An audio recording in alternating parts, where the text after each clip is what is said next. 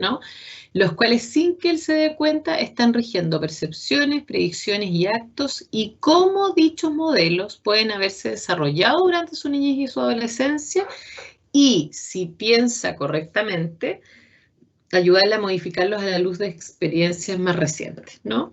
Esto, en el fondo, es como la gran misión que Bowlby señala, que es lo que nosotros hacemos en psicoterapia, en el fondo. Entonces, si nosotros leemos esta misión, vemos claramente que en el fondo es trabajar sobre los modelos operantes internos. Ese es el centro de esto, ¿no? Porque eso es lo que nosotros vamos a revisar con los pacientes. Los modelos operantes internos, que son estos modelos representativos de sí mismo, es decir, de la persona, y de las figuras a las que mostró apego. Es decir, cómo son las imágenes de las figuras en general. Entonces, miren esto, los cuales sin que él se dé cuenta, ¿no? O sea, sin que la persona lo note, rigen percepciones, predicciones, actos que, ¿se acuerdan que, no sé si cuando vimos los modelos operantes internos, no sé si recuerdan que había una diapositiva donde salían unos círculos, ¿no? O sea, dirigen la atención, dirigen la percepción, o sea, los modelos operantes internos hacen que nosotros vayamos afectando todos nuestros procesos cognitivos en el fondo. Entonces, nosotros también actuamos, nos comportamos en función de lo que esos modelos a nosotros nos dicen. Entonces, bueno, para cerrar esto, para volver al ejemplo de delante, ¿no? Y cómo esos modelos, obviamente, se han ido desarrollando durante la niñez y adolescencia, ¿no? Y si lo logramos, poder modificar esos modelos a la luz de experiencias más actuales, ¿no? Porque lo que dice Bowlby es que lo que hacemos los seres humanos es que una vez que formamos esos modelos operantes internos, los MOI, ¿no? Lo que hacemos nosotros es que sin notarlo, ¿cierto? Los estamos constantemente haciendo actuar esos modelos, ¿no? Pero ¿qué ocurre? Que muchas veces en el presente, ¿no?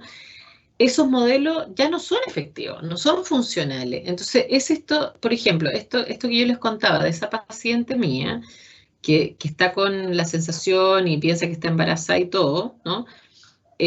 Yo un poco le muestro eso, ¿no? Bueno, que yo puedo entender que esa forma que ella desarrolló como de no contarle sus problemas a sus padres, porque efectivamente los papás estaban poco disponibles, se fijan, efectivamente no estaban en condiciones de escucharla, de ayudarla, de sostenerla menos, porque ni ellos estaban sostenidos, ¿no?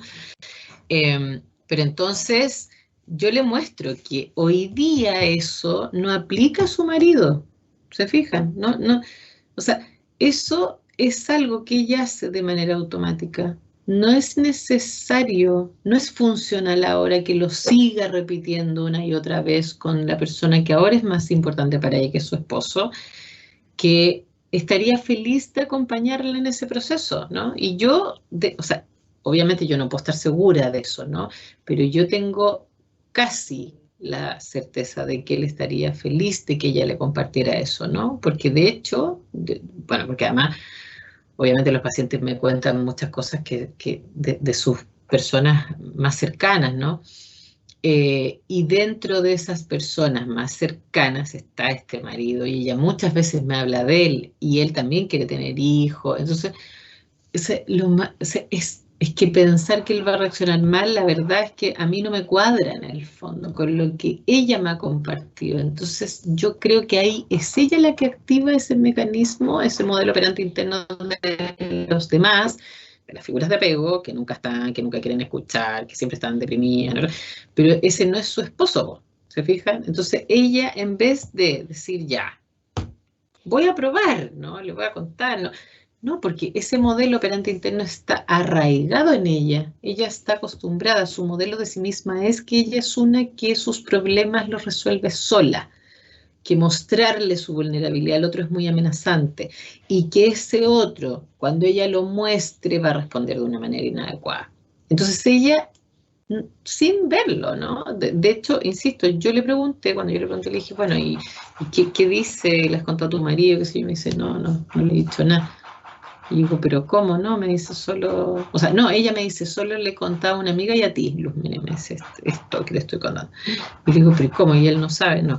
Pero ¿cómo lo dejas fuera de esto tan importante? Me dice, no, es que bueno, no sé, no quiero que se angustie antes de tiempo, porque, y si no es, ¿no? Y si esto no funciona, ya prefiero que no sepa.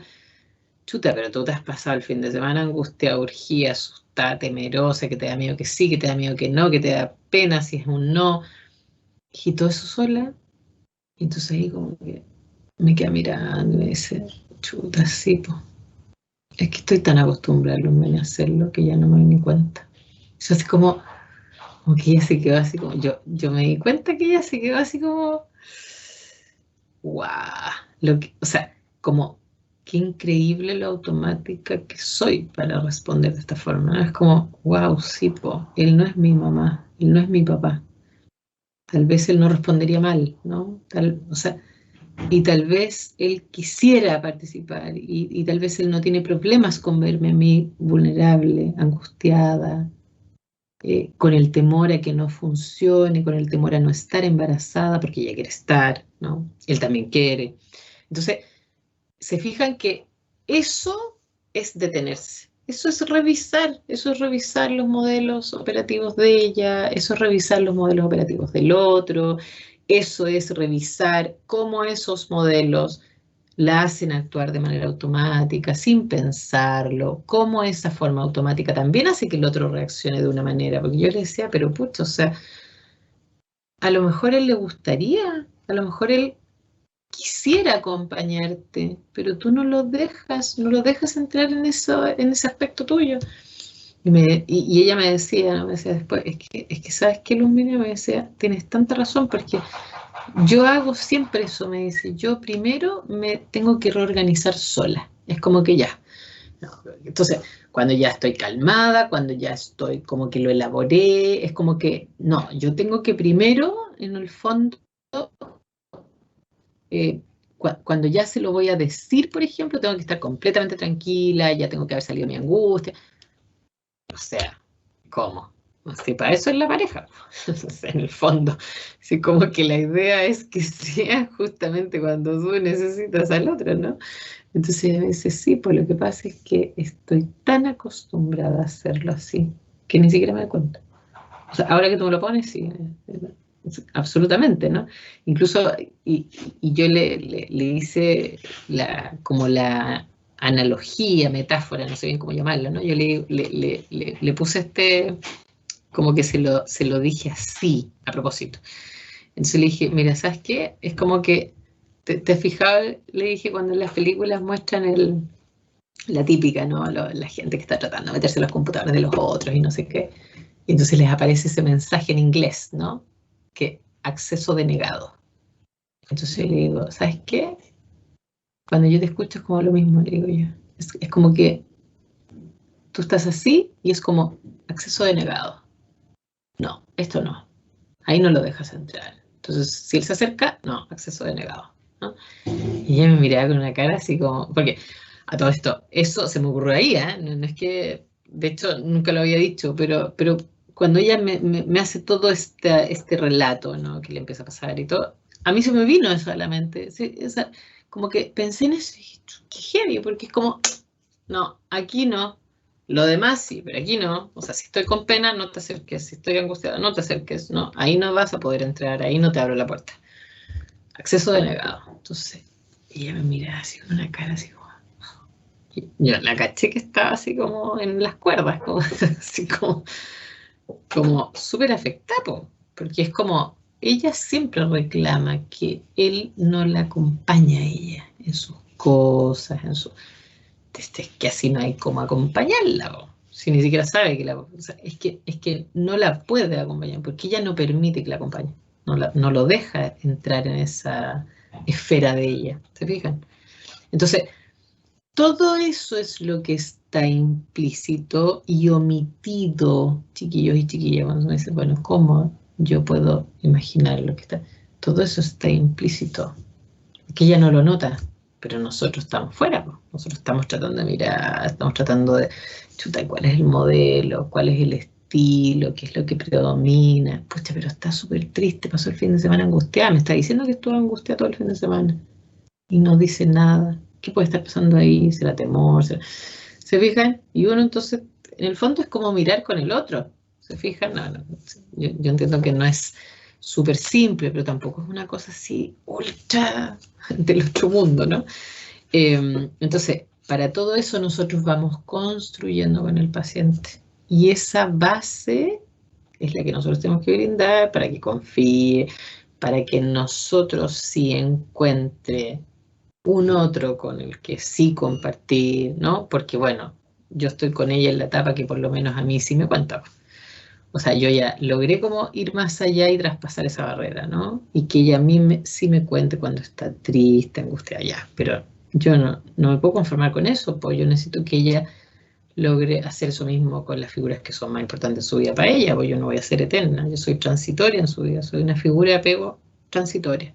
Ella debe generar eso con su marido en este caso, que es quien está ahí, quien está con ella, que la quiere, ahí, el día de mañana yo ya voy a desaparecer de ese mapa, voy a darla de alta, ¿cierto? Ella se va a querer ir, ¿verdad? Perfecto. Está su marido, ahí lo tiene, ¿no? Y va a poder construir relaciones así, donde confíen más, donde se sienta acompañada, donde se está calmada, consolada, etcétera, con personas que están ahí a su alrededor. ¿Se fijan? Profe, Ese es el trabajo nuestro, ¿sí? ¿cómo se vive la separación con las figuras de apego transitorias? ¿Cómo se vive en qué, perdón? La separación con las figuras de apego transitorias. Las separaciones muchas veces se viven también dependiendo del estilo de apego.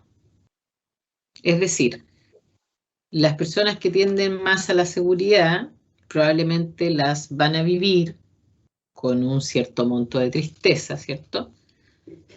Que lo van a explicitar probablemente, ¿no? Que van a decir que pucha, que en realidad, a pesar de que a lo mejor es en un buen momento, ¿no? Pero que les da pena, probablemente van a preguntar si en algún minuto tienen algún problema, pueden volver, se fijan, seguramente van a hablar de eso sin que uno lo pregunte. Uno también lo puede preguntar, ¿no? Y yo lo pregunto si no me lo dicen, pero los que son más tendentes a la seguridad probablemente lo van a poner sobre la mesa ellos o ellas, ¿no? Van a decir, chuta, ¿sabes qué? Sí, yo coincido que es un buen momento, pero qué pena igual, ¿no? Este espacio fue tan importante para mí o me ayudó en tantas cosas, no sé. Uno con estilo más evitativo probablemente va a vivir la separación sin chistar mucho, ¿no? Probablemente sin decir e incluso podría vivirla con la sensación de que no es importante, ¿no? Porque se acuerdan lo que yo les decía, los evitativos en general como pacientes son, es muy raro, por ejemplo, que tengan gratitud, ¿no? Que digan, pucha, esto realmente fue importante, me ayudó, ¿no? Porque para ellos es muy difícil conectarse con el mundo de las emociones, en el fondo con las relaciones interpersonales. Acuérdense que veíamos en los MOI que no están orientados interpersonalmente, entonces generalmente en el discurso valoran otras cosas, ¿no? El éxito, a veces el logro, o sea. Entonces, un evitativo probablemente va a vivir la pérdida, pero lo más probable es que no hable de eso, ¿no? Y que a lo mejor el dolor lo sienta, pero a un nivel que no alcanza a ser accesible, ¿no? Eso sí ya tiene un vínculo con nosotros, si no lo tiene, porque muchos evitativos a veces desertan antes de hacer vínculo, o sea, no alcanzan como a comprometerse ni a relacionarse profundamente y chao, ¿no? Y los estilos más ambivalentes probablemente lo van a vivir con un poco más de temor, ¿no? Como de temor a qué pasa cuando esté solo, qué pasa si usted me da de alta. Yo he tenido pacientes, por ejemplo, que, de hecho, tenía un paciente que ese paciente le tengo mucho cariño, un señor como de 48 tenía cuando llegó a consultar. Y él se había separado de su esposa por una situación súper compleja y estaba muy mal, muy en un duelo así, pero de terror, lloraba, De hecho, lo tuve que ver 2 veces a la semana, porque el pobre está así, sufrió mucho con la separación, y además era un tipo que no servía para estar solo, muy ansioso, bueno. Entonces, bueno, en el tiempo, después de un buen tiempo, empezó a estar mejor. Eh, Luego empezó, tenía una polola ya en esa época que yo lo empecé a ver, pero en realidad una relación como a distancia, no se veía mucho y todo. Durante el proceso, el señor este se comprometió con esa mujer para casarse. No se separó, se divorció oficialmente de la ex. Cuando yo lo conocí estaba en un proceso como de separación de hecho. Él muy dolió con ella, pero no se habían separado como legalmente. En el proceso se separó legalmente de la señora y se puso de novio con esta polola que tenía, que en el fondo la polola vivía en otra ciudad. Y luego se casó con esta polola, ¿no? Y bueno, durante todo ese trayecto y al final el tipo estaba mucho mejor. De hecho, después ya lo empecé a ver una sola vez a la semana, después faltaba a veces, por ejemplo, lo terminaba viendo cada 15 días, ¿no? Eh, entonces, bueno, yo ya todo ese último periodo empecé, oye, mira, Juanito, ¿sabes qué? Tú estás mucho mejor, yo creo que esto ya no es necesario. Evalúalo, piénsalo, pero de verdad, mira, tú viniste por esto ya está resuelto, en el proceso pasó esto, ya lo resolviste, la relación con tu hijo está mucho mejor, tienes ahora una mujer que quieres, que ya te quiere, que se va a venir a vivir contigo, la verdad es que, o sea, no. El tema de tu separación ya está resuelto en el fondo. Bueno, siempre cuando son historias de pareja muy largas queda hay algo que no se resuelve, pero eso es parte de la vida, ¿no? Ya, pero en el fondo yo le mostraba, mira, todo esto ya, yo mi pega, se acabó. O sea, no es necesario, yo no soy más necesaria. Y me da tanta risa porque además pasaba que este era un tipo muy trabajólico, entonces además pasaba que, por ejemplo, cuando él faltaba, esos cada 15 días, ¿no? Nos terminábamos viendo cada 15 días al final, pero él confirmaba su hora, ¿eh? O sea, por ejemplo, ya, no sé, nos veíamos los lunes, por ejemplo. Entonces ya, lo veía un lunes y dice, ya, ¿nos vemos el otro lunes? Sí, sí, nos vemos el otro lunes, listo. El mismo lunes me decía, Luz Media, estoy en reunión, no sé qué, no sé qué. Cuando estaba mal y partió, no se perdía sesión, pero o sea, de hecho lo veía 2 veces y no faltaba nunca. O sea, cuando los pacientes ya son así y empiezan a faltar, porque además está claro que están mejor, ¿no? Pero miren, el tipo este me pagaba la sesión, aunque no fuese. Eso en Santiago se usa mucho. Los terapeutas en Santiago, si uno no va, mala pata, tiene que pagar igual. Aunque sea, o sea, a no ser que esté en el hospital, en el fondo. Si no es una situación realmente de gravedad y uno no va, mala suerte. Tiene que pagar su sesión, valga lo que valga. Aquí en Talca eso no se usa mucho porque no es muy habitual que los pacientes estén dispuestos a hacer eso. Pero efectivamente uno no puede usar esa hora si la avisan a última hora y tampoco puede meter un paciente, porque un paciente uno lo puede ver una vez y no verlo más, pues, o sea, tiene que tener una hora estable, ¿no? Entonces él me pagaba la sesión igual. Y después yo le insistía en esto ya, pero mira, piensa, estás viniendo acá 15 días, después una vez al mes. Y, o sea, imagínate, estás perdiendo tu dinero y, o sea, ¿qué sentido tiene? Me decía, no, Luz, mira, no me importa, me decía, porque yo, si después quiero volver, tú no vas a tener hora, porque yo sé que nunca tienes hora, me decía. Así que no te preocupes. Yo prefiero seguir así, aunque tenga que pagar y a veces no venga, pero por ahora no me siento totalmente tranquilo para irme, ¿no? Y les juro que así fue. Y al final, cuando se casó y la señora ya se vino a ir a Talca, porque ya vivía en otra ciudad, cuando ya se casó, se vino a ir la señora a Talca y todo, ahí ya dijo, ya sí, Lumene, tienes razón, no sé qué, pero pucha, pero porfa, ¿no? Entonces, o sea, que si en algún otro minuto yo tengo cualquier problema, no me puedes dejar botado, y pucha, y si no tienes hora, ¿qué va a pasar, no? Bueno, va a pasar que como sea te hago una hora, porque no te puedo dejar, o sea, que eso lo hago con todos mis pacientes, ¿no? Sí, los que ya han sido mis pacientes, si en algún minuto tienen una situación vital o lo que sea, ¿no? Difícil, entonces a veces quieren volver por un tiempo, o sea, a eso le hago un espacio, aunque no tenga horas en el día, digamos, ¿no? No es lo mismo que cuando me escribe alguien que no conozco y me dice, pucha, Luz Media, ¿tienes horas? No, pues nunca tengo horas, para despojar, ¿se fijan? Entonces, miren esto, o sea, cada estilo lo vive de una forma diferente, ¿se fijan? Porque este tipo, por ejemplo, que tiene un estilo mucho más ansioso, entonces él es mucho más demandante y mucho más de decir eso, porque son personas que en general la angustia es mucho más fácil que les recorra la conciencia, ¿no? En el paper ese que les recordé hoy día, el primero, el apego y regulación emocional, donde aparecen las estrategias de regulación emocional de cada estilo de apego, ¿no? Los estilos más ansiosos ambivalentes tienen ese problema, ¿no? Que les cuesta mucho regular sus emociones. Entonces los afectos negativos tienden a estar recorriendo la conciencia constantemente.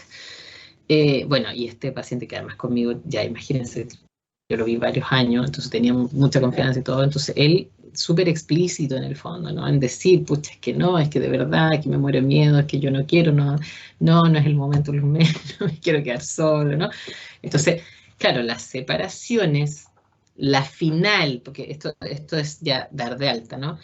O las intermedias, como por ejemplo los periodos de vacaciones, ¿no? Que los periodos de vacaciones para algunos pacientes también son porque yo, por ejemplo, en general, febrero, salvo que tenga un caso muy grave, y ahí trato de arreglármelas para estar de alguna manera, pero si no tengo ningún caso grave, yo febrero, chao, o sea, cierra el telón, digamos, ¿no? Estoy disponible. Entonces, son 4 semanas. Entonces hay algunos que esas 4 semanas, por ejemplo, las toleran súper bien y dicen, pucha, qué lata ya, pero no, está bien, Luzmenia, porque tú tienes que descansar y no sé qué. Hay otros que dicen, no, fantástico, no, yo también voy a aprovechar de descansar, así como ya no necesito esto y descansa tú, yo también descanso a ti, ¿no? Y hay otro grupo que efectivamente dice chuta y ya, bueno, pero si vuelves antes, avísame, ¿no? Así como, o si no te vas, ¿no? Ahora que fue cuarentena, por ejemplo, era así como, ya, pero si no te vas y estás en Talca, igual yo estoy, ¿no? Y si me ¿Profe? voy, igual puedo conectarme de otro lugar. Y es como, entonces, al tiro. Cada estilo lo vive de una manera. Y ojo, porque esa información es otra más que nos permite a nosotros hacer nuestras hipótesis de los estilos y de la información omitida. ¿Se entiende? Es decir, que alguien que no dice nada, de nada, ¿no? Así casi como, oh, qué felicidad, dale, ¿no? Va, ok, uno tendería a pensar que va más en un estilo más evitativo, el otro que así como que, oh, no puede ser, pero ¿cómo te va a ser un mes? ¿No? Así como ya ese va probablemente más a la ambivalencia, ¿no? Y el que dice que efectivamente, pucha, me hubiese gustado, ¿no? O no sé, yo creo que igual puedo estar bien, pero efectivamente va a ser raro estar sin las sesiones porque me hace bien hablar contigo o voy a echar de menos tener este espacio. Ok, se da todo el grupo como de posibilidades, ¿no? Sí, por ahí alguien tiene una pregunta. Que le quería preguntar si de repente el terapeuta puede como intencionar estos espacios de como de separación para ver cómo responde el sujeto del cliente o eso sería como malo. Chuta, es que ahí, a ver, ahí entramos en dos disyuntivas, ¿no? Al principio, por ejemplo, yo creo que no es bueno intencionarlo, ¿no? O sea, a no ser de que sea verdad, ¿sí? O sea que, porque a uno le pasan cosas igual, ¿no? O sea, uno podría pensar que efectivamente en algún minuto uno igual va a tener que suspender una sesión, por ejemplo, ¿no? Entonces se va a hacer un escenario para mirar qué ocurre. Si no es real, yo no las intencionaría, ni recomendaría intencionarlas, ni yo las intenciono jamás, nunca, salvo que sea necesario. Es decir, salvo que yo tenga una situación como personal en el fondo, que tengo que hacer algo, que tengo que viajar, por ejemplo, por los proyectos antes cuando se podía viajar, ¿no? O que, no sé, una de mis hijas se enfermó, por ejemplo. Ahí, claro, ahí no voy, no va, punto. Cosas de ese tipo, ¿se fijan? Pero si no, no, yo no soy partidaria, ni intencional ni nada, porque incluso al revés, sobre todo al principio, trato de intencionadamente que no ocurra más bien. Es decir, sobre todo al principio, insisto, trato como de ser lo más constante posible. Por lo mismo, porque, por lo que decía el principito, que les mostraba el otro día, porque mi intención es generar una sensación de seguridad en mí, en el fondo, como la persona, el terapeuta. Y para que ello ocurra, primero tengo que ser genuina, no puedo intencionar algo que no existe, ¿no? Entonces, primero tengo que ser genuina y tengo que tratar de ser lo más predecible posible, porque muchas veces eso no ha ocurrido en las vidas de esas personas. Entonces, si yo intencionadamente, como comillas, desaparezco, ¿no? O empiezo a hacer como que a veces no estoy, ¿cierto?, para probar, entonces yo también me puedo transformar en una que me vuelvo impredecible. Si yo cambio las horas, por ejemplo, ¿no? Todas esas cosas. Entonces, yo lo que hago personalmente, ¿no?, dado todo eso, que es lo teórico que yo ya sé, ¿no?, es que, sobre todo al inicio de los procesos, trato de ser lo más predecible posible. Entonces, cada persona tiene su horario, que siempre es el mismo y siempre es el mismo día. Así de predecible. Entonces, si el paciente tiene los lunes a las 3 de la tarde, siempre tiene los lunes a las 3 de la tarde. Punto, ¿no? Bueno. Ahora, después, cuando ya a veces los pacientes llevan más tiempo, ya yo tengo una relación establecida con ellos, ¿no? Y todo, entonces ahí a veces, no es que lo intencione, sino que a veces efectivamente surgen, qué sé yo, situaciones y todo, y si tengo que elegir en el fondo cambiar a uno o a otro, cambio a los que ya llevan más tiempo. En el fondo, los que ya me conocen, a los que ya tengo con ellos un vínculo formado, se fijan en una relación de confianza, que ellos ya confían en mí, etc. Entonces, ahí muchas veces les explico en el fondo, mira, es que esta semana tengo este problema, he tratado de resolverlo, no he podido, estoy complicada, ¿qué posibilidad hay de que o cambiemos la hora, o la dejemos para la otra semana, o la cambiemos de día, de horario, etcétera, ¿no? Y ya. Pero en general, por la teoría también, yo prefiero hacerlo así. Como, insisto, es como la rutina del principito, tal cual. O sea, la persona ya sabe que ese es el momento, y de hecho, por ejemplo, los más ansiosos con cambios menores de repente sufren, y sufren de verdad. O sea, no sé, pues, chuta, va a ser fin de semana esperando que llegara el lunes, y resulta que justo el lunes, no sé, pues, te pasó que tú estás enfermo y no pudiste ir, y fue así como, no, otra semana más, por favor, sáqueme de aquí, ¿no? ¿Qué me saca la cabeza? No. Y así como otros, insisto, ¿no?, los más evitativos, así como, no te preocupes, Luzmenia, tómate el tiempo que quieras, más o menos, así como, si quieres no vuelve, ¿no?, etcétera. Entonces, ahí uno ve efectivamente el amplio espectro como de la forma de responder, ¿no? Entonces, claro, las separaciones son un buen momento para como mirar cómo la persona se comporta frente a esa separación.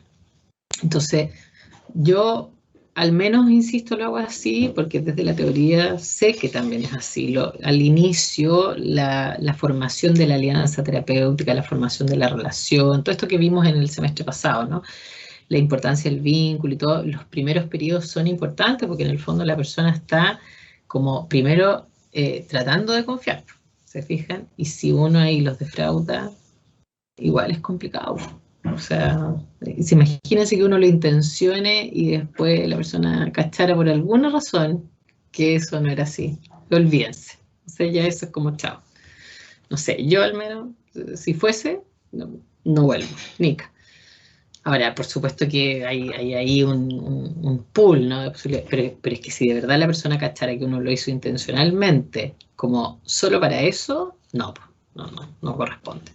Entonces, ahora no sé en otros modelos, por eso estoy diciendo esto es una respuesta desde este modelo teórico, ¿no?, desde la creencia verdadera de que el otro necesita el cuidado, necesita la protección, necesita la estabilidad, necesita la constancia, necesita ese espacio, ¿no?, ese refugio seguro donde poder ir no que sea. Entonces, a lo mejor en otros modelos es distinto, ¿no? Estoy respondiendo desde esta teoría, ¿sí? Una ¿Alguien tiene duda. todo? Sí. Usted en este momento, como el apego, como se ve que es algo tan vincular, que hay que hacer sentir seguro al otro, no creo que en algún sentido hayan como, me cabe la duda como si en presencialidad en algún momento usted ya cuando la persona necesita como ese confort, usted se acercaba más físicamente, el sitio como tocar la mano, así como, o tocar la espalda, que fuera, o si eso ha cambiado mucho y se ha notado un cambio muy drástico ahora con la cuarentena, porque yo imagino que ahora usted está haciendo psicoterapia Online, online. sí. Entonces, Solo online, quería, a pesar de lo que estaba diciendo ahora, sí, de este espacio seguro, de este espacio de sí. confianza, de esta seguridad que hay que dar, me entraron esas dos dudas. Perfecto. No, yo no tengo ningún tipo de contacto físico con los pacientes. Nunca, jamás. Nunca los toco, no. O sea, yo me siento en un lugar y ellos se sientan en otro lugar en vivo, ¿no? Digamos en el contexto del setting normal, frente a frente, obviamente, no como el psicoanálisis. Pero los pacientes se sientan en un sillón, yo me siento en otro, algunos se sientan más cerca y otros más lejos. O sea, el sillón es largo, entonces unos se sientan en la punta allá. Y que hasta en eso es tan obvio de repente, ¿no? Uno se sienta en la punta de malla y otros se sientan exactamente al frente mío. Y otros se sientan al medio, ¿no? Entonces, para que vean ustedes que todo es como... pero yo jamás toco a un paciente, aunque esté llorando. En general yo hago todo el trabajo como verbal, en el fondo. Ahora, de actitud, claro, puedo estar con una actitud como, no sé, como de proxémica, ¿no? De estar como orientada hacia ello, etcétera, ¿no? Pero yo estoy en mi lugar, yo no me levanto, por ejemplo, a tocarle un hombro, ni una pierna, ni un abrazo, no, en general no. Solamente a través de mi voz y claro, cuando las personas de repente lloran, ¿cierto? Y lo que hago en general, bueno, uno es esperar, ¿no? Porque Ujú. eso es parte del proceso y uno tiene que ser capaz de tolerarlo con calma, ¿no? Y lo otro es como cambiar los tonos de voz, por ejemplo. Entonces, bueno, si la persona se puso a llorar y está triste, en general yo bajo la voz, hablo de una manera mucho más pausada, en el fondo, como pregunto como con harto cuidado. Muchas veces, en el fondo, hago el reflejo, ¿no? Digo, pucha, te veo triste en este momento, me da tristeza a mí también verte así, ¿no? ¿Qué pasa? ¿Qué está pasando? ¿Qué te dio tanta tristeza? ¿Qué te dio pena? Y me quedo ahí, pero tranquila, ¿no? Pero no, en ningún caso no. Ahora, hay otros modelos que sí integran eso, ¿no? Que, por ejemplo, los modelos humanistas en general, ¿no? Son mucho más dados a como tener el contacto físico como parte de la intervención. Obviamente un contacto físico, qué sé yo, como dices tú, pues tocar en la pierna, por ejemplo, el paciente, ¿no? Sentarse más cerca, ¿no? De tal manera de quedar en una altura que tú puedes como tocarlo o un hombro. A mí no me acomodan de esas cosas, ¿no? Cada uno tiene que ir descubriendo como su estilo también, ¿no? Y entre otras cosas, bueno, lo que dice la investigación también es que el contacto físico es delicado en el fondo, porque puede prestarse para malos entendidos, puede hacer, por ejemplo, que el paciente piense de una manera, ¿no? Como, por ejemplo, más sexualizada del terapeuta, puede llevar a confusión. Entonces, si bien es algo que algunos modelos promueven, ¿no? La forma de hacerlo y de utilizarlo tiene que ser con mucho cuidado, con mucho resguardo. Sobre todo si son pacientes que puedan tener conflictos en esas áreas. Por ejemplo, pacientes abusados, ahí con mayor razón, se fijan, porque el cuerpo es algo el cuerpo es muy íntimo en el fondo, ¿no? Es muy íntimo. Entonces, yo creo que ahí los pacientes que, claro, que tal vez desearían más contacto físico cercano, probablemente son más del área ambivalente. Y en el fondo es como, Profe, y ahora una sí, como en la forma virtualidad. de... ¿Y en la ¿Sí? virtualidad ahora ha sido como un problema? ¿O Para igual se nada, han podido adaptar? para nada. No. Ahora, probablemente todos echan de menos y lo dicen, ¿no? Que, pucha, qué rico sería estar eh, en lo... volver, ¿no? Al contexto diádico personal, digamos. Pero a pesar de eso, no, diría que anda bastante bien. Además yo tengo un solo paciente que lo ingresé en contexto de pandemia. O sea, uno solo al que nunca he visto en vivo, entre comillas. No, perdón, dos pacientes solamente. El resto son todos que venían conmigo de antes.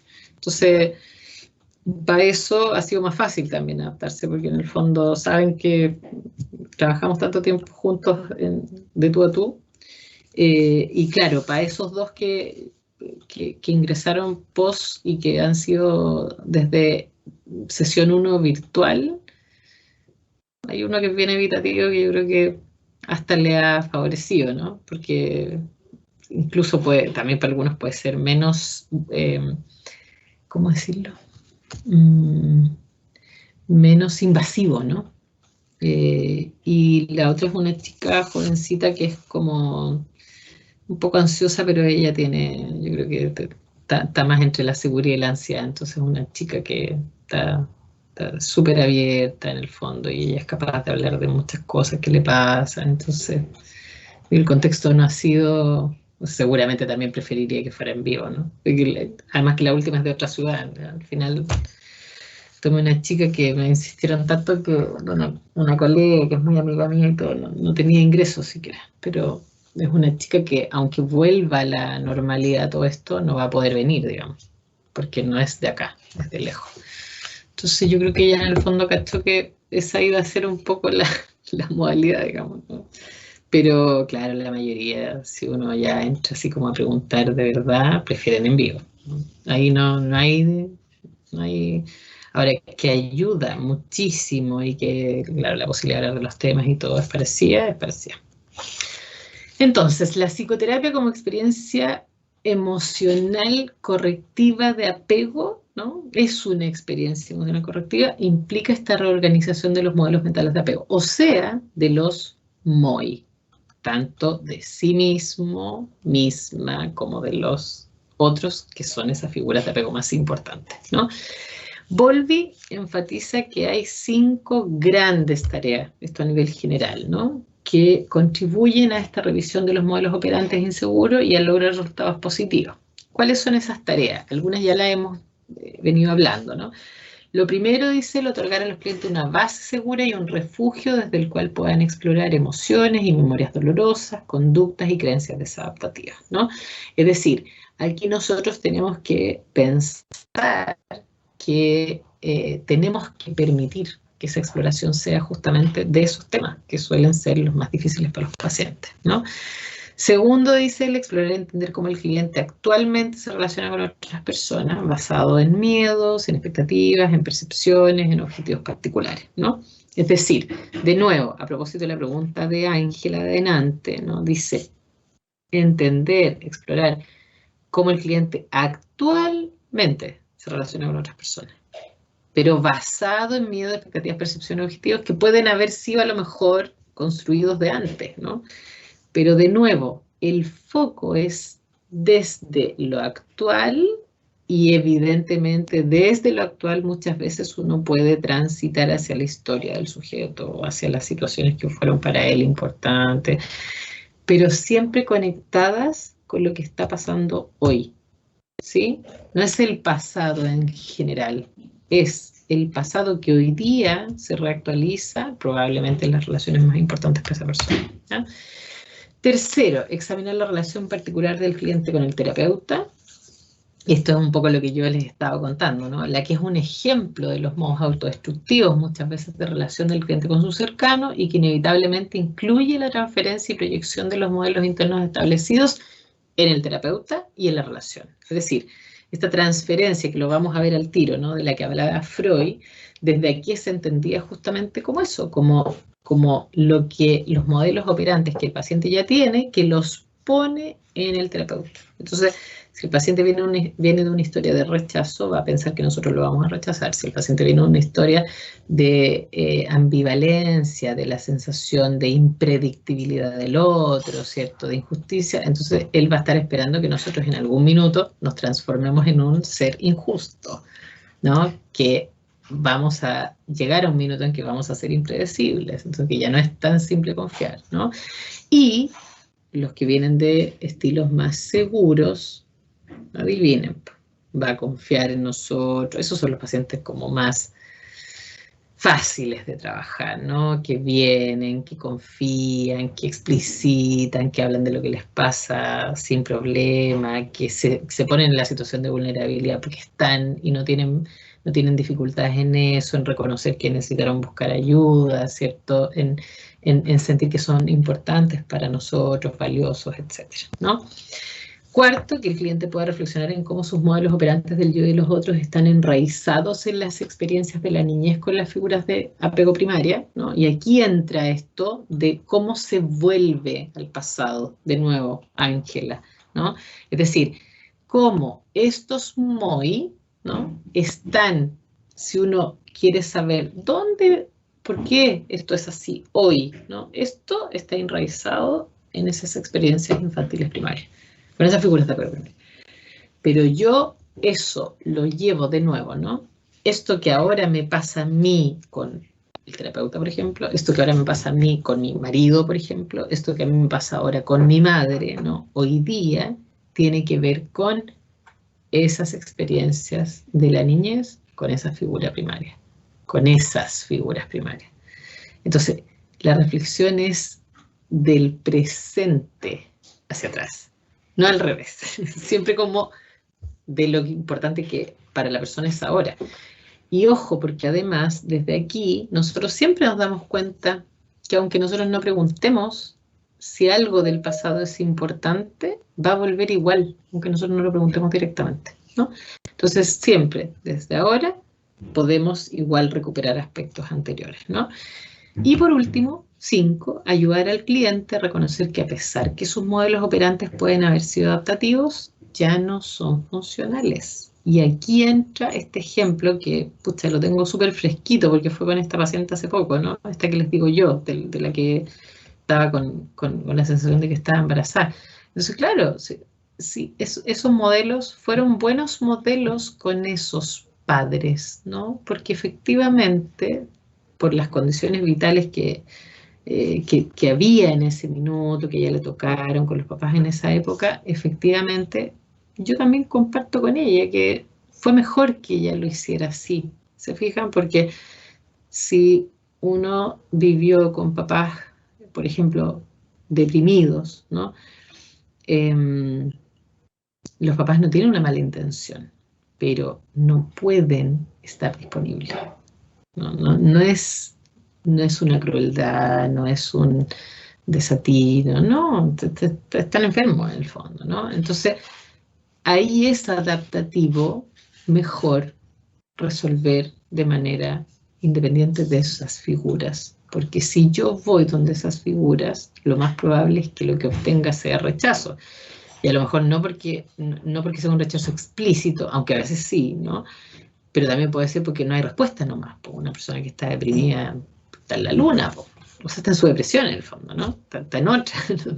Entonces, bueno, en ese minuto tal vez es adaptativo mejor no ir a molestar al otro, ¿se entiende? Porque los chicos ya saben que la respuesta va a ser negativa. Entonces, está bien, esa respuesta fue muy funcional, pero ahora ya no lo es, porque ahora el marido que tiene puede responder bien a eso. Tiene que atreverse, ¿no? Entonces, eso que le sirvió montones cuando era chica, hasta a lo mejor hasta ahora, los papás siguen igual. Ok, pero eso en la relación de pareja hoy día ya no es funcional. Porque entonces en vez de romper ese círculo defectuoso, entre comillas, en vez de romperlo, ella sigue en la misma dinámica. Entonces sigue sola porque no quiere molestar al otro, porque piensa que el otro reacciona mal, etcétera, ¿no? Entonces, estas 5 tareas son las que uno va como revisando, ¿no? Bowlby dice, realizar esta labor requiere del psicoterapeuta no solo unos cuantos principios, ¿no? O tareas, que es lo que hemos estado hablando, sino también una capacidad de empatía y de tolerar intensas y dolorosas emociones. Y eso, chiquillo, es un tema. Los terapeutas debemos como entrenarnos para esto. Porque en el fondo las personas cuando acuden a terapia en general están en emociones dolorosas. Entonces es complejo que los terapeutas no sean capaces de poder tolerar eso. Porque si no, incluso podría ser que uno mismo sin querer desalentara, ¿no?, a los pacientes de compartir esos aspectos dolorosos, ¿no? Hace un tiempo, no me acuerdo si fue un paciente que me contó, u otra colega, no me acuerdo. O sea, me refiero, no sé si un paciente que después llegó a mí y antes estuvo con otra colega, o si una colega me comentó esto, ya a esta altura no me acuerdo, pero cuando me lo contó esa persona, que no sé qué, me llamó mucho la atención porque había estado en tratamiento alguien y entonces la psicóloga le había dicho algo así como que en la terapia la idea era como potenciar los aspectos positivos, ¿no? Y le hizo como la metáfora, como la analogía, no sé, de nuevo no sé cómo decirlo, siempre me confundo con esas figuras literarias, como que todas las emociones como negativas, el dolor y todo eran como basura, ¿no? Entonces había que desecharlas nomás y punto. Pero que en las relaciones uno debía como obviar eso, porque era información negativa. Entonces, ¿para qué hablar de eso, no? Como, eso es basura en el fondo. Chao. Hay que solo detenerse en las cosas buenas, en las cosas bonitas, en las que uno... Y el espacio de psicoterapia también, ¿no? O sea, es como para ver lo positivo, no para hablar de lo negativo. Chuta. Mira, eso, por ejemplo, con este modelo, nada que ver. No, nada que ver, ¿no? Porque desde este modelo se asume que los humanos tenemos la amplia gama de emociones y son todas positivas en el fondo, son todas adaptativas, ¿no? Lo que pasa es que, claro, a veces pueden irse transformando en cosas que efectivamente no son bien manejadas y todo, pero uno no podría no estar capacitado o entrenado para trabajar sobre eso y tolerar eso, ¿no? Y eso a veces requiere formación para poder distinguir, para poder resistir, para poder tolerar, para, en el fondo, estar dispuesto a la amplia gama como de emociones, ¿no? La transferencia de la perspectiva del apego, que esto es como un paralelo con Freud, ¿no? Que hace Bowlby. Entonces, dice, las reacciones de transferencia del cliente reflejan la reactivación durante la terapia de los modelos operantes internos conflictivos y la proyección en el terapeuta. Es decir, lo mismo que siempre comentó Freud acerca de la transferencia, Bowlby también lo señala, pero lo pone en estos modelos operantes internos, ¿no? Bowlby se caracteriza la transferencia como los pronósticos que hace el cliente acerca de los rasgos, intenciones y conductas del terapeuta, basados en los modelos operantes internos que ellos desarrollaron durante las experiencias de apego tempranas. Es decir, el paciente forma sus modelos operantes internos y eso le permite hacer pronósticos, ¿no? Pero eso lo pone en el terapeuta, aun cuando no sea del terapeuta. Por eso que en el fondo es la transferencia, ¿no? El problema es que en el contexto de la relación con el terapeuta, estos pronósticos no son válidos ni apropiados, ¿no? Es decir, los modelos que el paciente formó con sus figuras no van a ser replicadas en la relación terapéutica. Entonces, no corresponden a lo que va a ocurrir ahí. No es válido para ese contexto, ¿no? Lo que pasa es que el paciente no lo sabe porque no puede, ¿no? Recuerden siempre, las personas en general, todas, ¿no? Entramos en las relaciones con nuestros modelos. No tenemos de dónde sacar otros, no tenemos cómo imaginar que el mundo puede ser diferente, ¿no? Entonces, así es fundamental que el terapeuta pueda identificar estos modelos para entender las reacciones transferenciales. Entonces, no sé si se acuerdan que yo les conté el otro día que de una chica que yo atendí hace un tiempo largo, que una vez me había acusado que yo le estaba cobrando una sesión de más, ¿no? Y que me mandó un correo muy desagradable, ¿no? Diciéndome así como, o sea, ya no me acuerdo ni lo que decía, la verdad, pero era en un tono muy pesado, ¿no? Acusándome que yo le estaba cobrando más.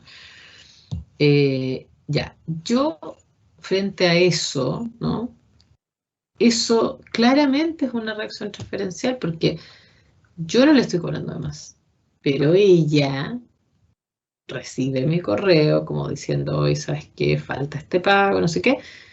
Entonces, sin ella quererlo, activa sus modelos habituales. ¿Y cuáles son sus modelos habituales? Que los otros no son confiables, que sus figuras de apego en este caso no son confiables, ¿no? Que te pueden engañar, que te pueden querer quitar, en este caso, o sea, quitar beneficio, no sé cómo decirlo, como que te quieren hacer algo malo, ¿no? Quitarte tu dinero. O sea, que además los daños pueden ser muchos. Pero yo a esa chica ya tenía tiempo trabajando con ella, yo sabía cómo era su historia, sabía cómo habían sido sus figuras parentales con ella, sus figuras, o sea, esa chica había sido usada por su abuelo materno, cáchense.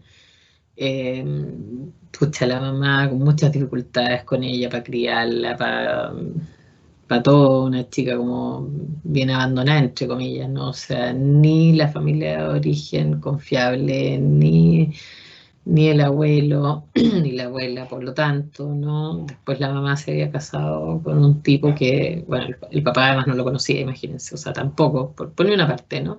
Y encima después la mamá se casó con un tipo y el tipo era súper violento, entonces ella como que la trataba mal, le gritaba, le había pegado un par de veces, o sea, una cuestión que es que no tiene por dónde, digamos. Entonces, cuando yo recibo ese correo, ¿no? Yo no voy a responder a eso de la misma manera, ¿se fijan? Porque yo ya sé que eso no es por mí, es porque ella tiene su historia completa de cómo defraudarse de las intenciones de los otros, de haberse encontrado toda su vida con personas que en realidad sí le habían hecho daño, ¿no? ¿Profe? Entonces yo no puedo ser de nuevo lo mismo. O sea, esto, miren, se me fue el puntero, se me olvidó poner esto. Yo tengo que mostrarle que en la relación conmigo esos pronósticos no son válidos ni apropiados. Yo no le voy a hacer eso. Yo no le voy a quitar su dinero. No la voy a tratar mal, no la voy a abusar y no la voy a defraudar. Pero eso yo tengo que tenerlo claro primero, porque si no, entonces yo recibo el correo y yo también podría haberle dicho, pero ¿cómo se te ocurre tratarme así? No sé qué. No, pues si es que ella no me está tratando hacia mí. ¿Se entiende? Ella está así porque ha tenido una historia entera de personas que la han defraudado. No puede confiar en mí de buenas a primeras. Tengo que demostrárselo. Entonces yo puedo identificar eso. Puedo entender su reacción y puedo reaccionar de la manera que sirve para que ella pueda darse cuenta que yo no entro en ese pronóstico. Con mucha calma, ¿no? Y con toda la paciencia del mundo. Así de, ¿sí? Así de duro. Sería ¿Sí? distinto a la transferencia de Freud, porque en el otro, como el terapeuta sentía cosas por el, no sentir cosas, sino que se sentía identificado con el paciente o le transfería cosas de él al paciente, o viceversa. Aquí el paciente me transfiere su modelo operante internos a mí. Y yo como que tengo que ser capaz de dilucidar y decir, no, esto no es por mí, sino que es por su modelo operante interno. Exactamente. ¿O no? Sí, tal cual. Pero Freud de la transferencia lo que dice es muy parecido a esto, solo que él no habla de modelos operantes internos, porque se acuerdan que ese es un concepto solo de Bowlby. En el fondo, Freud hablaba como de las fantasías del paciente, ¿no? Las fantasías están puestas en el terapeuta. Ya. Y cuando tú aludes a lo que le pasa al terapeuta con el paciente, esa es la contratransferencia, que es otra, que que es la otra, que es otro concepto, digamos, ¿no? Que ahí es lo que al paciente, lo que al terapeuta, perdón, le empieza a ocurrir a propósito de lo que el paciente hace, ¿no? Entonces, por ejemplo, aquí una contratransferencia podría haber sido que yo me indignara, ¿no? Y le contestara quizá qué cosa, digamos, a la chica. Porque entonces yo ahí estoy actuando mi rabia, pero mi rabia es porque ella está haciendo algo, ¿no? Que en el fondo yo lo estoy interpretando contra mí, no es contra mí. Yo tengo que poder distinguir eso. Eso es parte de sus propios modelos. Ella no me está atacando a mí en el fondo. Ella está atacando lo que ha pasado históricamente en otras de sus relaciones, ¿no? Y yo eso lo aprovecho, lo trabajo con ella. Si yo me engancho en eso y no trabajo sobre eso, no me detengo, no lo evalúo a lo que me pertenece, claro, yo también me puedo quedar enredada, po. Esa es la contratransferencia. ¿Se fijan? Pero aquí estamos hablando de la transferencia. Cuando la persona pone en uno sus propios modelos. Sí. Entonces, en ese sentido es parecida, sí. Entonces, hay dos autores que son Dozier y Tyrrell, ¿no? Que organizaron este modelo de Bowlby del cambio terapéutico. A mí me gusta mucho este modelo, bueno, y ustedes se habrán dado cuenta que me gustan mucho los esquemas, porque creo que como que visualmente también, ¿no? Organizan la información de una manera que para uno también es más fácil luego de recuperar, ¿no? Como de recordar. En el fondo, cuando está bien organizada, es más fácil también acudir a ella después. Entonces, estos autores lo que hacen es tratar de como graficar esta propuesta del modelo de cambio terapéutico desde Bowlby, ¿no? En cómo quedaría plasmado esto. Entonces, ellos dicen, bueno, los cambios en los modelos operantes internos del yo y de los otros tienen que ver con tres grandes elementos, ¿no? Experiencias correctivas con el terapeuta, que es un poco lo que hemos estado hablando mucho hoy día, ¿no? Tienen que ver con la exploración psicológico-conductual de las relaciones actuales, es decir, lo que justamente se hace en psicoterapia, ¿no? Nosotros ayudamos a las personas a explorar todo lo que ocurre en sus relaciones actuales, ¿no?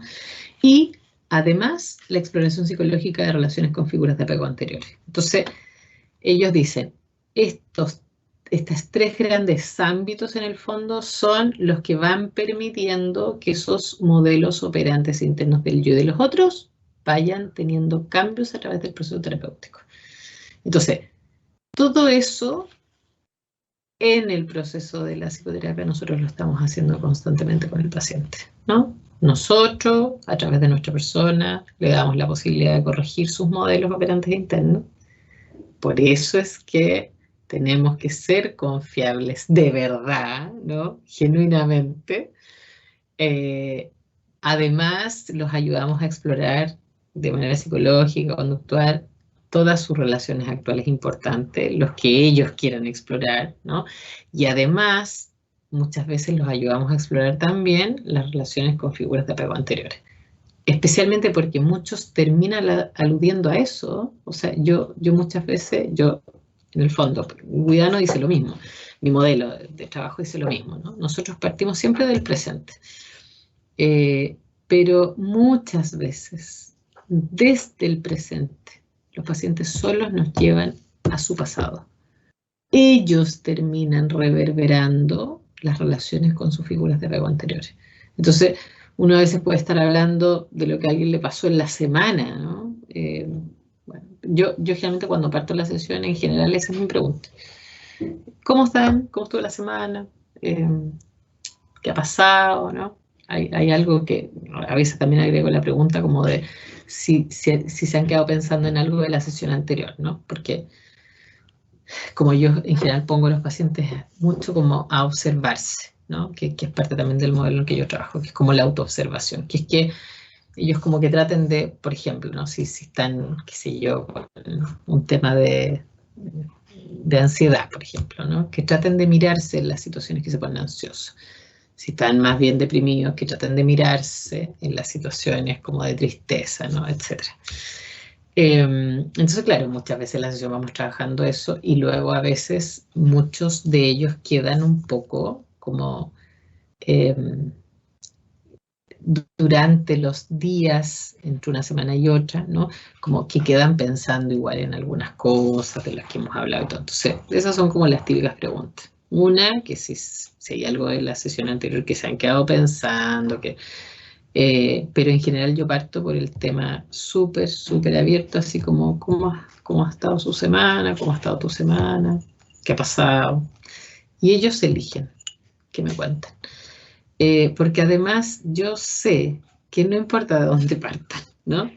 Siempre llegan a lo mismo, en el fondo. Siempre hay un hilo conductor. Entonces, no importa la situación que escojan, todo lo que es realmente importante va a salir a la luz igual. De a poco, al principio a veces se van por las ramas, ¿no? Los evitativos son los más malos para hablar de lo que les pasa. Entonces, con eso hay que tener un poco más de, así como de repente, orientación, ¿no? Porque si no podrían estar la sesión entera hablando cualquier cosa. Pero en general lo más importante sale, ¿no? Porque si es algo importante, se reactualiza en el presente. Entonces, a partir de eso, uno puede volver a ver cómo eso se generó, etcétera, ¿no? Aquí tengo 3 preguntas. Algunas de esas ustedes ya me las han hecho.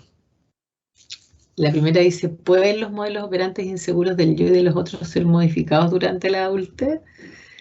Hay otro que dice, ¿pueden estos modelos ser desafiados efectivamente en terapia y ser transformados en modelos más seguros? Y la número 3 dice, ¿los cambios en los modelos operantes internos son realmente una parte importante de los resultados terapéuticos? Yo ya he respondido varias, ¿no? Así que me voy a ir al tiro como a las respuestas. Lo primero, y Ángela por ahí se acordaba incluso que algo habíamos comentado en el curso anterior, ¿no? Existe evidencia que la terapia puede mover a los clientes desde modelos operantes inseguros a modelos seguros, y que este movimiento es un buen indicador de efectividad de tratamiento. Es decir, primero, que hay evidencia en que pueden pasar de la inseguridad a la seguridad, y que además uno podría evaluar un tratamiento, verificar si el tratamiento fue efectivo o no, teniendo este indicador. Es decir, si el paciente transita más hacia la seguridad, ¿no? Como primera cosa. Luego tenemos esto de que el terapeuta, hay una analogía, ¿no? Entre madre y terapeuta, porque el terapeuta es la base segura, ¿no? Entonces, y aquí miren, hay un concepto de Winnicott, justamente, me acordé que ustedes me estaban preguntando delante de Winnicott.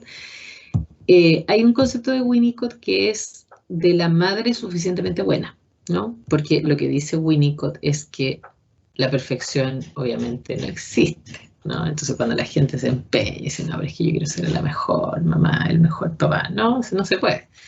Basta nomás, dice Winnicott, con que uno sea, la madre sea suficientemente buena nomás. Eso es todo, ¿no?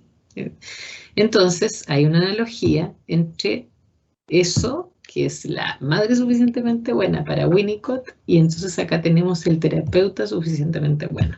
Es decir, no vamos a ser los terapeutas perfectos, nos vamos a equivocar igual, ¿no? Imagínense que yo tengo en este momento 47 años. Llevo atendiendo hace 29, 98, más o menos, 99 por ahí. Y estamos en el 2021. O sea, 10, 20, más de 20 años, ¿no? Y obviamente me equivoco. Y lo peor es que me doy cuenta que me equivoco. Cuando me equivoco, muchas veces me doy cuenta. Y cuando ya no me doy cuenta, pido supervisión a terapeutas más expertos que yo. Porque me ha pasado todavía.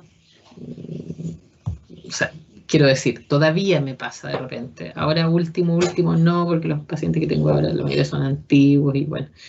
Pero antes de entrar en pandemia, por ejemplo, me pasó la última vez hace 3 años. O sea, ya tenía, imagínense, 20 años casi ya de estar en esto. Y me pasó que me mandó el psiquiatra con el que trabajo, que es muy pesado conmigo, me mandó un caso así súper, súper difícil, muy difícil. Él me suele mandar casos difíciles, pero ella se pasó y me dijo, ¿no? Me dijo, pucha, mira, por favor, acéptalo, no sé qué, el paciente, ya, pero pucha. Y al final, claro, uno también termina comprometida, porque yo a mis pacientes también se los mando a él para que los vea y todo, entonces, bueno, los terapeutas, los psiquiatras nunca tienen hora, entonces un peregrinar, ¿no? Uno tiene que tener algún aliado, porque si no, olvídense. Entonces al final ya dije que bueno, mandó un cabro que era, pero es que, de verdad, o sea, no, un minuto en que estoy dando palos de ciego, de verdad que no. Y tuve que pedir supervisión a otros terapeutas, eso se paga, ¿no? Obviamente. Pero es que de verdad no, o sea, no podía. Yo sabía que no lo estaba haciendo bien, yo sabía que me estaba equivocando y no podía, porque de verdad no sabía cómo seguir. Entonces, claro, aquí no es a veces dependiendo, ¿no? Porque uno muchas veces, sobre todo con más experiencia, uno sabe que va bien y todo, pero hay veces que uno tiene la duda, ¿no? Entonces uno dice, ya, ok, aquí hay que pedir también ayuda a su vez, ¿no? Entonces el terapeuta debe ser suficientemente bueno. También se va a equivocar. Ahora, por supuesto que si uno solo se equivoca, estamos mal. Pues. O sea, hay pacientes con los que uno les cuesta más, por algo están bien, ¿no? Probablemente tiene que ver con problemáticas de uno que se entremezclan, ¿no? Con áreas que para uno son más difíciles, etc. Entonces, debe ser refugio y base segura desde la cual los clientes pueden explorar y reflexionar en experiencias y memorias dolorosas. Eso ya lo habíamos dicho. El terapeuta debe proveer seguridad, confort y consideración positiva, incondicional. Miren esto. Ayudar al cliente a manejar el estrés asociado con el explorar y articular memorias, porque en la medida que el cliente también entra en esos temas, va a estar estresado, va a sentirse vulnerable, va a estar con el sistema de apego activo. La sesión es un momento donde el apego está activo, ¿no? Va a entrar a los pensamientos, sentimientos dolorosos y todo eso le va a activar un estrés. Entonces, el terapeuta se transforma transitoriamente en una figura apego al cliente. Entonces, los que trabajamos desde este modelo, insisto, ojo, estoy hablando del modelo de Bowlby, por consiguiente del mío también, que es el por racionalista, porque la base es esta. Pero los terapeutas que trabajamos desde este modelo, siempre estamos atentos a eso. No podemos decir, ay, chuta, no, es que yo no quiero, me arrepentí, ¿no? Es que no es tan simple, si fijan, hay una responsabilidad asociada, por supuesto que uno tiene que poner límites y todo lo que ustedes quieran, pero efectivamente uno debe estar con esa consideración incondicional y dispuesto al paciente, ¿no? Hay unos autores que son Paris y ¿sí? Una consulta. Dígame. Con respecto a esta misma incondicionalidad que usted menciona, no sé si es que a usted le ha pasado, pero si es que no, ¿qué es lo que haría usted en ese caso? Pero, por ejemplo, como le dije, desde esta misma incondicionalidad, ¿qué pasa si a un cliente o un paciente no tiene cómo pagar? O en algún transcurso de la terapia, no sé, pierde su pega y no tiene cómo seguir la terapia o sostenerla económicamente. ¿Cómo funciona ahí el tema de la incondicionalidad? Porque me imagino que debe ser complicado, que si no tiene para pagar, decirle no, sabes que no podemos seguir, y supongo que igual repercutirá eso en... Sí, yo lo he hecho de distintas maneras, porque me ha pasado. Por ejemplo, tenía una chica una vez que la atendí un rato largo también, y en algún minuto quedó sin trabajo, ¿no? Efectivamente. Y pucha, no solo quedó sin trabajo, sino que fue largo, se demoró mucho en encontrar. Y luego tampoco encontré un trabajo estable, ¿no? Así como empezó como a pitutear y... entonces, por ejemplo, en ese caso, yo ya, no sé, debo haber llevado con ella un año, por ejemplo, que quedó sin trabajo, no sé, tal vez más, me refiero, y él en ese momento quedó sin trabajo. Entonces yo ahí lo que hago generalmente es como abrir esa situación, como hablar de eso, explicitarlo, ¿no? Ya, pero no sé, porque además generalmente la persona dice, pues, no sé, pucha que sin trabajo, se me está haciendo difícil, no sé. Y entonces hablo de eso, lo abro, pregunto en qué condición está, etcétera, y luego entonces generalmente llego a algún acuerdo con los pacientes, ¿no? Con esa chica, voy a decir lo que hice con esa chica, no siempre es igual, ¿no? Pero por ejemplo con ella fue un arreglo bien sui generis, porque ella en algún minuto efectivamente ya no tenía, ¿no? De hecho, no sé, vendió, ella tenía un auto, por ejemplo, lo vendió en algún minuto. Entonces con eso fue pagando algunas cosas, porque claro, no era solo terapia, tenía, qué sé yo, dividendos, otras cuestiones. Entonces, con ella efectivamente en un momento llegó a ser una situación crítica porque no tenía, de verdad no tenía para pagar. Entonces quedamos de acuerdo en que ella, cuando recuperara su trabajo, me volvía a pagar. Entonces ella estuvo de acuerdo, le pareció bien, y entonces yo empecé a registrar nomás las sesiones, y a fin de mes le iba mandando el detalle por correo, así como súper ordenado. Así como, ya, aquí está, Y en el correo le decía, acuérdate que esto es solo para que no se produzcan conflictos, ¿no? Ni malos entendidos, ¿no? Pero en ningún caso es para que me pagues, sino que para que tú después, cuando ya tengas tus recursos y todo, puedas saber en el fondo ordenadamente, y no, porque si no, porque pasaron varios meses. Y lo hicimos así. Y claro, insisto, no es algo que haga habitualmente, porque no son situaciones que pasen así como súper común, ¿no? Pero, por ejemplo, ahí de haber pasado, no sé, un año entero, así, me refiero que no recibí nada, así como pasó el tiempo, bueno, después se fue de alta, ¿no? Estaba mejor, pero todavía no encontraba un trabajo estable. Entonces, después de eso, se fue de alta y pasaron meses, que ya ella efectivamente, no sé, después me acuerdo que se fue poniendo el día de a poco. Entonces me iba depositando. Cada de repente me escribía, me decía, Lumenia, me llegó un dinerito, no sé de qué cosa. Así que ahí va una parte. Listo, gracias, hoy, gracias por la paciencia, no sé qué. Y así, ¿no? Otras veces, por ejemplo, ha sido como disminuir el arancel. Que no sé, pues son personas que no necesariamente se han quedado sin nada de trabajo, pero que, no sé, los han despedido de su trabajo como habitual, ¿no? Y luego han encontrado, pero cosas menos, con un sueldo menor o lo que sea, y entonces ahí, bueno, ¿no? ¿Cuánto puedes pagar ahora? Tanto ya, ok, paga eso, listo, chao. Y así, ¿se fijan? No, insisto, no es lo habitual, pero yo creo que efectivamente como cambiar así y decir, ¿sabes qué? O sea, lo siento y ándate, yo lo veo complejo. ¿Por qué? Porque creo que, claro, hay condiciones y condiciones. O sea, uno sabe cuando alguien de verdad que necesita, quiere, está involucrado, tiene toda la intención y todo, y de verdad no puede, ¿se fijan? Y hay otras veces que no, pues, o sea, bueno, de repente un paciente que, o sea, porque uno a veces tiene pacientes que tienen trabajos así, o que son dueños ellos de negocios, se fijan así grandes y todo, y claro, si alguien así dice, hoy, pues en realidad yo hágame una rebaja, pues, la respuesta es no, o sea, viendo médicos, de todo. Entonces, dentro de ese grupo hay personas que tienen de sobra para pagar. O sea, y claro, algunos efectivamente uno se da cuenta que tienen otras prioridades, porque de repente dicen, ay, pues me pasan una rebaja y después se van de vacaciones al extranjero, digamos. Entonces, no sé. Yo ahí en ese sentido evalúo caso a caso.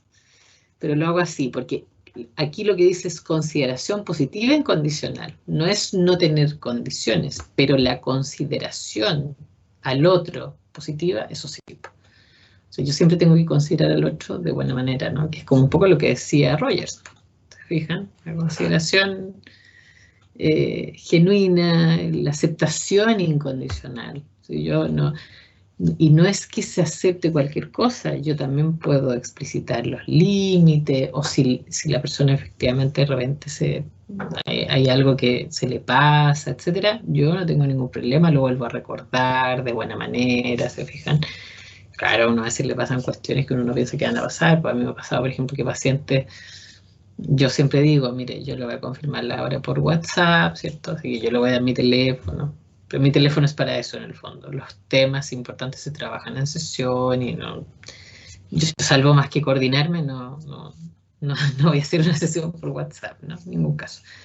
Pero, por ejemplo, me ha pasado de repente que a pesar de que yo digo eso, alguna vez me ha pasado que la persona entonces me escribe que si yo le toca la sesión el viernes, no, me estaba acordando de una chica que, no sé, por ejemplo, salió de una sesión el día lunes y la sesión habíamos hablado de un conflicto que tenía con el esposo, qué sé yo. Entonces, el mismo día, en la noche o en la tarde, ¿no? Me escribe y me dice, oye, ¿sabes qué, Luzmenia? Ya hablé con mi esposo y fue súper bueno, o fue súper malo, porque no sé qué, y me empiezan a contar. Entonces yo ahí respondo el mensaje y digo, Juanita, recuerda que estos temas importantes se trabajan en sesión y el WhatsApp es solo para confirmar la hora, así que te espero para que el día lunes, de nuevo, no sé, hablemos de esto que me estás compartiendo ahora. Y punto. Consideración incondicional, aceptación y todo, es de aceptar al otro. Pero eso no significa, ¿no?, que obviamente hay un encuadre, hay un setting que está establecido, dependiendo. Los settings pueden ser distintos, los settings pueden variar dependiendo del tipo de tratamiento, del modelo teórico del terapeuta, ¿no? Por ejemplo, en mi setting, yo no toco a los clientes ni ellos tampoco a mí. No sé, es así nomás. No es parte del proceso, ¿se fijan? Y a lo mejor alguien preferiría ir a otro que sí lo toque. Bueno, vaya, pero yo no, ¿qué voy a hacer? Si no comparto esa forma de trabajar. No puedo, no le pueden pedir pera al olmo. Entonces, claro, yo creo que ahí hay una aceptación incondicional, pero evidentemente que cada terapeuta, dependiendo de su modelo de trabajo, de la teoría que lo sustenta, de las investigaciones que no sé, que lee, que comparte, etcétera, tiene una forma de trabajar. Eso es un setting. Todos lo tenemos. Algunos priorizamos algunos elementos, otros, y eso tiene que estar dicho.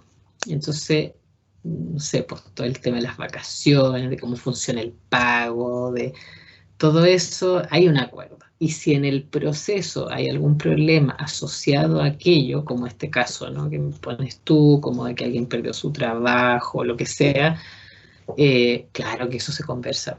Y evidentemente que, al menos en el caso mío, si yo puedo ahí ayudar o esperar, etcétera, en general lo hago. No, insisto, ¿no? Para mí no es ni un problema. De hecho, a esa chica siempre le decía, pero tranquila, no te preocupes, sí.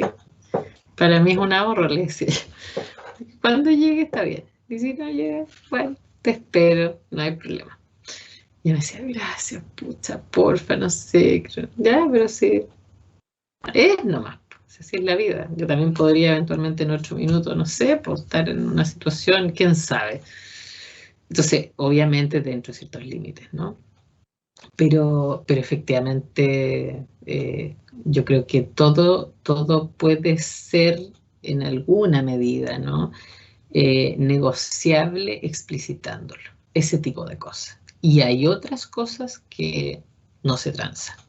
¿Se fijan? Yo en la época que tenía, por ejemplo, el paciente ese que yo les decía que yo lo veía 2 veces por semana, eso fue porque él me lo pidió y el psiquiatra me lo pidió. El mismo psiquiatra este que me manda puros casos difíciles.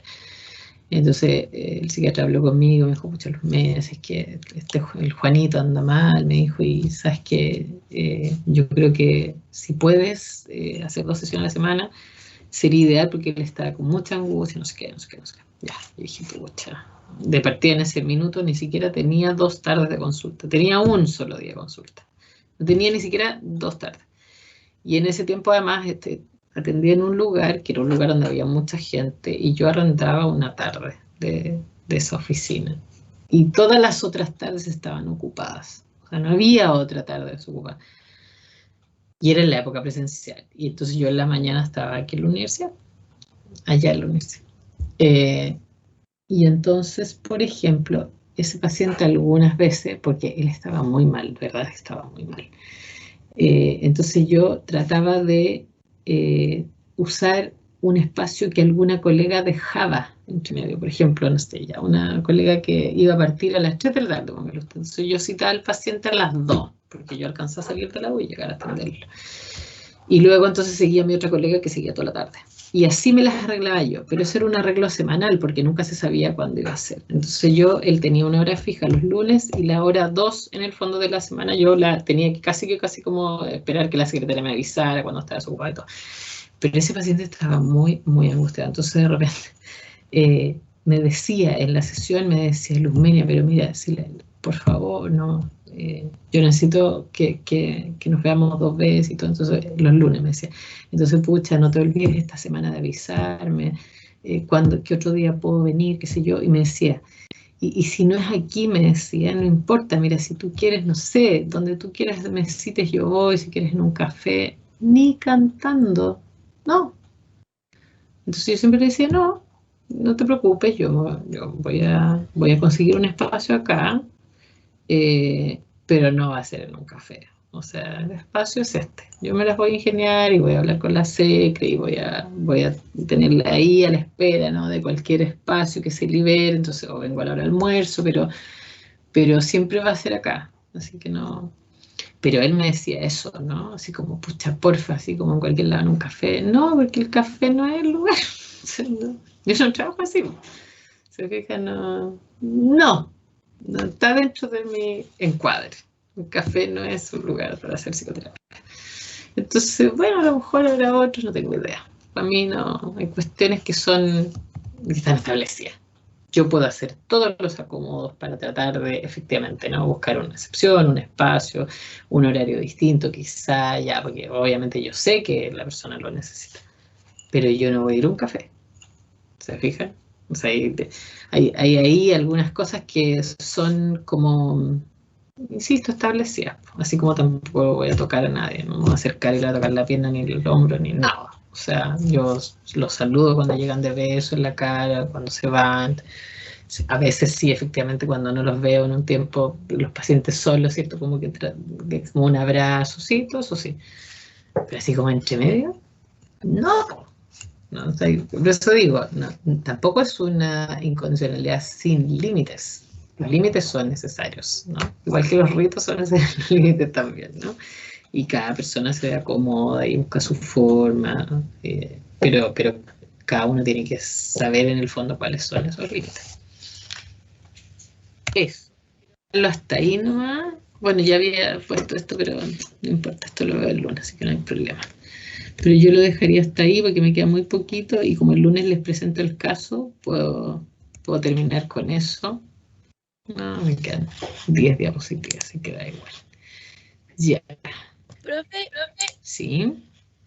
esto entonces lo terminaríamos de ver en la mañana, ¿cierto? Sí. Y ahí terminaríamos de ver bien toda la materia que teníamos pronosticada con usted. Sí, pero ojo, acuérdense que el lunes es a las 9:30.